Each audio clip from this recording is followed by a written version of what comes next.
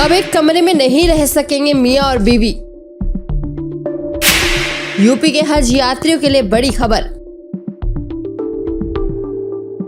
Saudi सरकार ने नए साल में हज यात्रा 2026 को लेकर कई बड़े बदलाव किए हैं, जिसके तहत हज यात्रा के दौरान पति पत्नी को एक कमरे में ठहरने की इजाजत नहीं दी जाएगी। महिला और पुरुषों की अलग अलग कमरों में ठहरने की व्यवस्था होगी। नए साल में अप्रैल महीने में हज यात्रा की शुरुआत होगी। भारत से भी हर साल बड़ी संख्या में लोग हज यात्रा के लिए जाते हैं। यूपी से 18,760 यात्री हज पर जाएंगे, लेकिन सऊदी अरब ने इस यात्रा को लेकर कुछ बदलाव किए हैं।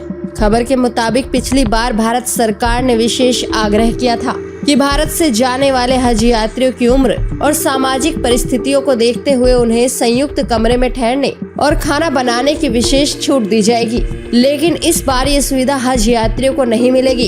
इन नियमों के बदलाव से अब से हज यात्रा और महंगी हो जाएगी।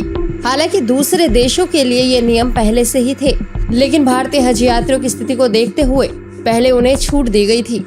सऊदी अरब के इस फैसले के बाद अब भारत सरकार और हज कमेटी दूसरे विकल्पों पर विचार कर रही है। इसमें हज यात्रियों के लिए कैंटीन व्यवस्था समेत अन्य विकल्प शामिल है।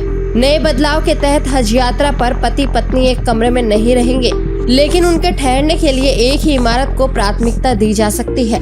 ये लोग अलग अलग कमरों में अपने रिश्तेदारों के साथ रुक सकते हैं।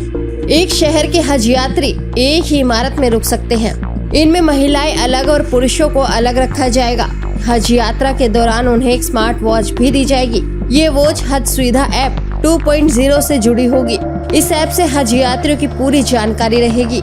इस वॉच में एक बटन होगा जिसे आपात स्थिति में दबाकर सिग्नल भेजा जा सकेगा। यह खबर कितनी सच साबित होगी, यह तो हज यात्रा पर जाने वाले लोग ही बता पाएंगे। लेकिन फिलहाल इस खबर पर आपकी क्या प्रतिक्रिया है, कमेंट जरूर करें।